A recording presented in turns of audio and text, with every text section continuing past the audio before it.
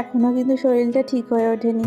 বয়সে দেখি অনেকবার কেটেছি, অনেকবার কাশি হয়েছে, তার মধ্যেও কিন্তু ভিডিও করা ছাড়িনি। আজকে পড়িয়ে টড়িয়ে এসে দেখি হঠাৎ টবের গোড়ায় অনেকগুলো চারা গাছের মতো হয়ে উঠেছে। এগুলো কিসের গাছ ভাবতে ভাবতে আমি বসেই পড়ি এবং সেখানে হাত বুলিয়ে দেখতে লাগি এবং গোড়াটা বেশ ভালো করে দেখি এর গোড়ায় কেমন বীজ বীজ মতো পড়ে আছে।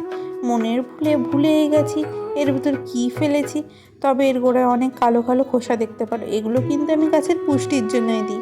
এরই মধ্যে আমার কিন্তু মনে পড়ে গেছে, আমি সেদিন চিয়া সিড খেয়াবো বলে ভিজিয়ে রেখেছিলাম, কিন্তু ওটা আমি খেতে ভুলে যাই। তো সেই জলটা আমি গাছের গোড়ায় দিয়ে দিই, তার থেকে এই চিয়া সিড গাছ হয়েছে।